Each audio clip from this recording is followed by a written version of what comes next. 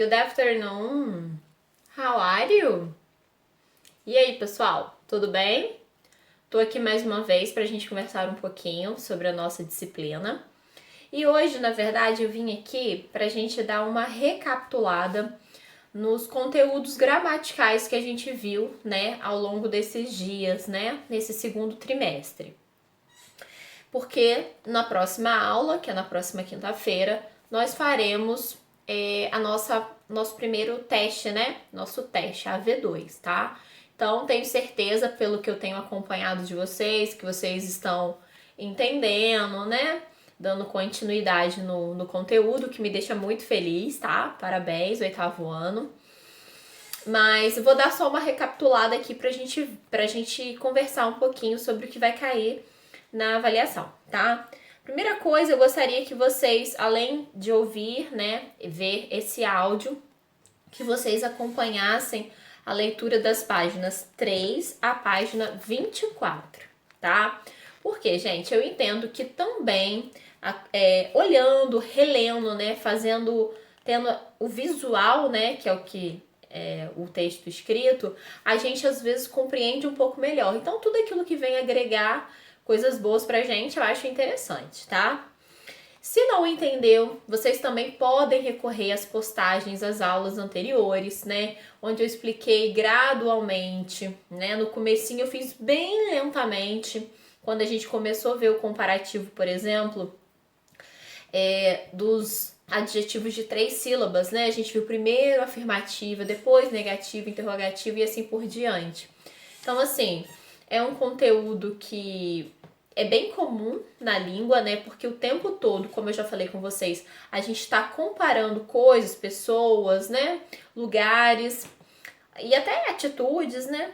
Então, assim, é importante a gente aprender a estrutura gramatical, como é que a gente faz corretamente, para que no momento que a gente precise escrever ou falar sobre, né, comparando, a gente vai fazer direitinho, tá? A língua inglesa tem algumas particularidades, igual a gente já, né, viu. Quando a gente faz o comparativo, né, usando adjetivos, a gente tem 3 situações. Eu vou estar comparando uma coisa a outra. A primeira delas é eu ter que identificar quantas sílabas tem esse adjetivo, né? Se, por exemplo, vamos começar na mesma ordem que a gente viu, tá? Na mesma ordem que está o material de vocês. Se a gente, por acaso, tiver um adjetivo, só mostrando, lembrando aqui, falando para vocês, esse primeiro conteúdo começa na página 8, tá? Se a gente tiver um adjetivo que ele possua 3 sílabas, né? Na hora de eu estar comparando, escolhi esse adjetivo, ele tem 3 sílabas. Qual é a estrutura que eu vou estar fazendo, né? Acompanhe aí.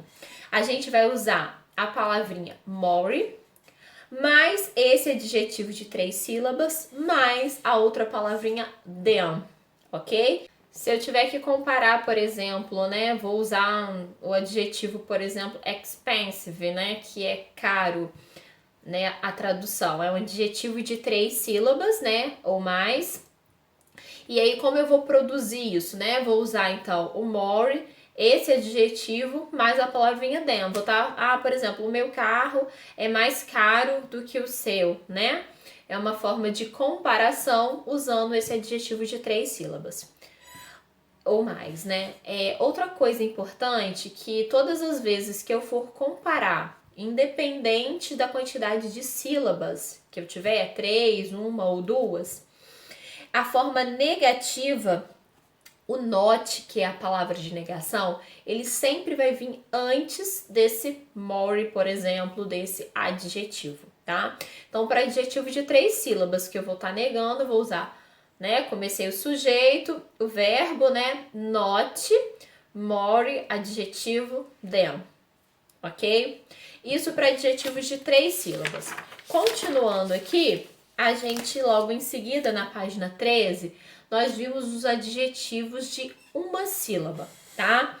O adjetivo de uma sílaba, a gente, estruturalmente, ele fica um pouco diferente do de 3, né? Que foi esse primeiro que a gente começou a falar. Eu vou estar acrescendo no adjetivo a terminação ER, tá? Então, vai ser esse adjetivo, ele vai estar modificado com ER, mas o them, a palavrinha them, tá? Para adjetivo de uma sílaba. Isso na afirmativa, na negativa o mesmo processo, né? Antes dele o not e assim por diante, tá? Bem tranquilinho aí. E aí a gente tem algumas anotações, algumas exceções, né? Porque toda língua tem sempre as regras, mas tem algumas exceções. E aí uma exceção tá na página 14, quando a gente tem um adjetivo de uma sílaba e que ele é consoante, vogal, consoante, que é, por exemplo, o exemplo de big, tá? O que acontece? Quando eu tenho um adjetivo assim, que tem CVC, consoante, vogal, consoante, o que acontece? Eu dobro, tá? Dobro a última consoante dele antes de acrescer o ER, tá bom? Uma exceção. E aí, vocês deem uma olhadinha aí no material e como eu já falei, tudo isso eu disse, né, nas aulas anteriores. Continuando na página 20, a gente viu os adjetivos, né, como eu vou fazer a comparação de adjetivo com duas sílabas, tá? Na página 20. E eu vou fazer da mesma forma lá do dia 3. Eu vou usar o more, o adjetivo de duas sílabas, mais o them. Mas eu posso fazer, na verdade, de duas formas. Essa é a primeira. Só que eu também posso usar somente o adjetivo de duas sílabas acrescido do ER mais o them. Então, na verdade, quando eu tenho um adjetivo de duas sílabas, eu posso fazer conforme o da terceira, de 3 sílabas, desculpa, ou de uma sílaba.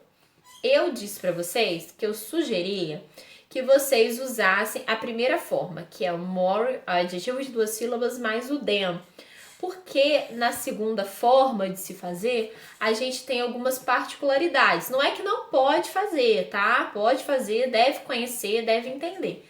Mas eu sugiro para não cair em certas coisas, em certas questões. Porque no adjetivo de duas sílabas, tem um adjetivo que é a exceção aí, e aí pode, como diz vocês mesmos, dar ruim, né?